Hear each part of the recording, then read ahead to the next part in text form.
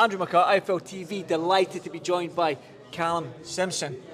Callum, first and foremost, how are you, sir, before we talk about this amazing fight? I'm very good, thank you, mate. I'm very good. How are you? You well? Very well. Just come up from London, from the Matchroom show last night, so I'm here thank for you your for coming. fight Thank you. with Troy Williamson. Now, I'm telling you right now, I've been at a couple of your fights now. I'm a fan of the way you fight. I'm a fan of the way Troy Williamson fights. Now, he's got war on his hat. Yeah. Is that what we're expecting on Saturday night? I'm not expecting anything, but I'm prepared for anything.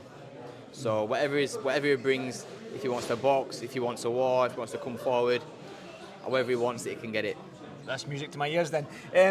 Now, he mentioned up at that press conference there that your last fight you got dropped with shots. Now, if he was to hit you with them shots, you'd get knocked out. He seems confident going into this fight that he's going to do a number and he's going to just knock you out. Do you think that you can knock Troy Williamson out? Because, like you said, he does seem quite well fitted at this super middleweight division. Yeah, I think in interviews he's been saying he's going to knock me out, and then on the stage there, they asked for a prediction, and he said, I'm just going to win. So if you're going to, it talks about me and self-belief. If you believe you're going to knock me out, just say you're going to knock me out. But of course I could knock Troy out. I showed that I carry power early, mid rounds, and late as well. So I can knock anyone out super middleweight. If I knock Troy out, can I knock Troy out? Of course I can. But I'm going to go looking for it. I'm not. I've learned now. I've learned from my past performance. I've got experience now. When I was a bit younger and a little less experienced, I was looking for the knockout all the time, trying to deliver for boxer.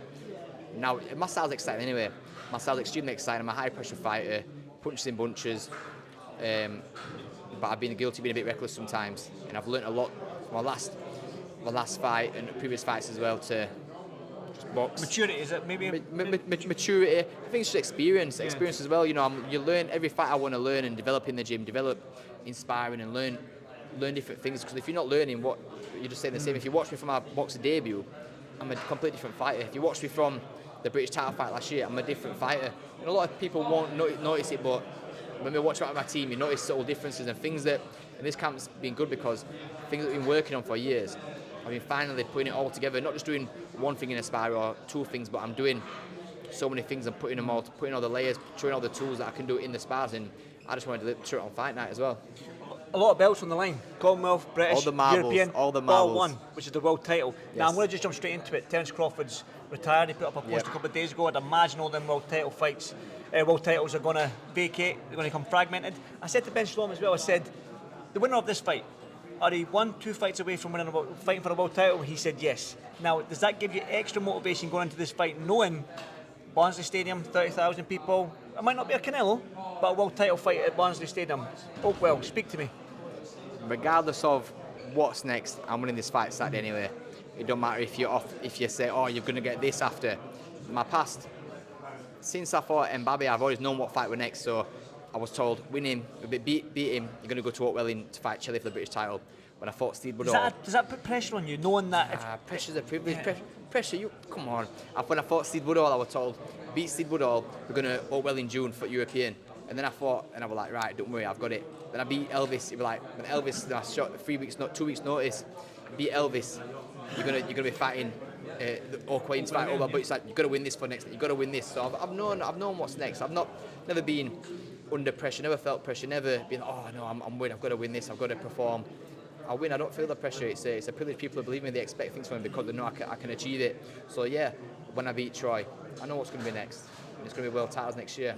Well, hopefully it'll be world titles. Obviously, politics, business, landscape's always changing. But realistically, I'm ranked top 10 with all governing bodies, 5th with the IBF, and I beat Troy, I'll be ranked even higher.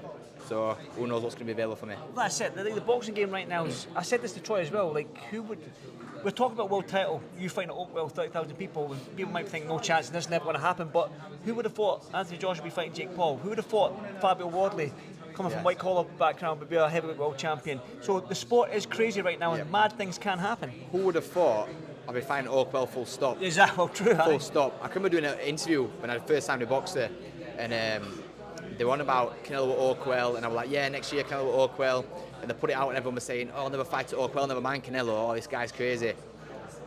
What did you see? 10 months later, I fought Chile, won the British title. Only 10 months later, I went back for the European again. So I've gone back 2 years in a row.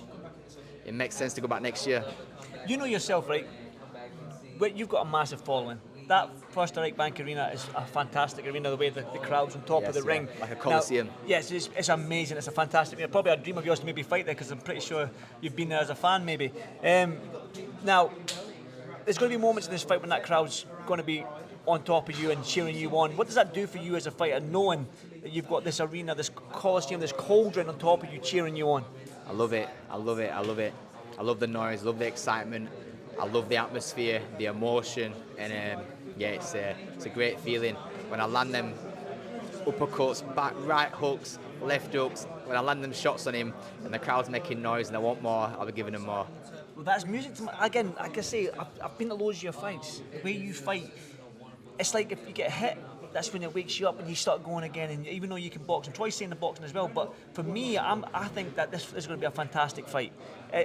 Your styles are going to be fantastic. That being said, the First Direct Arena, BBC Three as well, free to air TV.